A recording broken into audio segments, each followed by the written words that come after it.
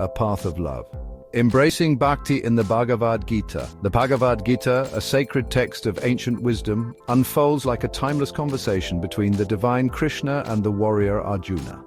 In the first 6 chapters, we journeyed through the realms of Karma Yoga, the path of selfless action, and Jnana Yoga, the path of knowledge.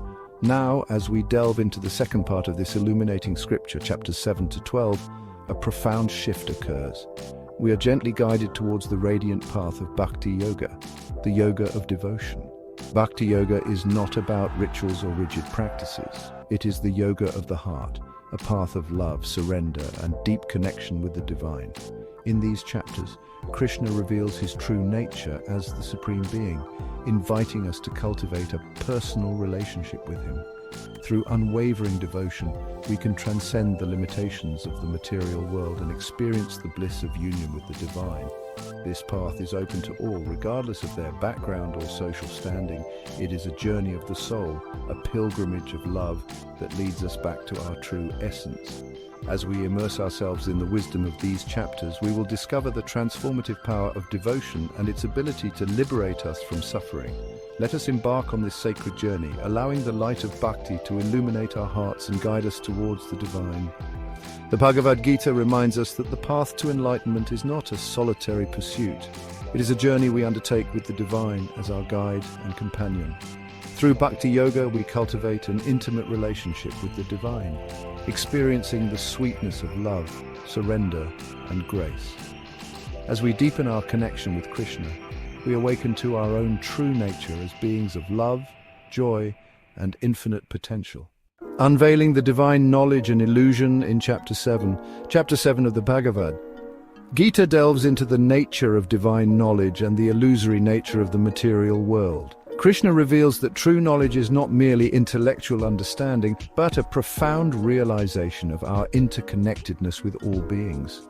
He explains that the material world, with its fleeting pleasures and sorrows, is like a veil that obscures our true nature. Just as a magician creates illusions, the material energy, known as Maya, casts a spell upon us, making us forget our divine essence. We become entangled in the cycle of birth and death, driven by our desires and attachments. Krishna emphasizes that true freedom lies in transcending this illusion and recognizing our true identity as eternal souls. He uses the analogy of a tree to illustrate the nature of reality. The material world is like the leaves and branches of the tree, constantly changing and impermanent.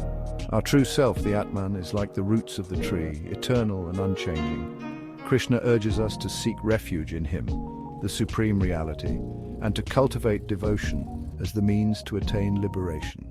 By surrendering our ego and attachments to the material world, we can pierce through the veil of illusion and awaken to our true nature as divine beings. The eternal essence Brahman and the moment of truth in Chapter 8. Chapter 8 of the Bhagavad Gita explores the concept of Brahman, the ultimate reality, and the significance of our thoughts and actions at the time of death. Krishna explains that Brahman is the eternal essence that pervades all of existence. It is the source from which everything arises and to which everything returns. He emphasizes that our consciousness at the moment of death determines our next life. If our minds are filled with thoughts of the divine, we will attain liberation from the cycle of birth and death. However, if our minds are attached to worldly desires, we will be reborn into the material realm. Krishna reveals a profound secret. By remembering him at the time of death, we can transcend the cycle of reincarnation and attain liberation. This is not about chanting his name mechanically, but cultivating a deep and loving remembrance of the divine. Chapter 8 reminds us of the preciousness of this human life and the importance of living in alignment with our spiritual aspirations. By focusing on the eternal, we can overcome the fear of death and embrace the journey of the soul with courage and grace.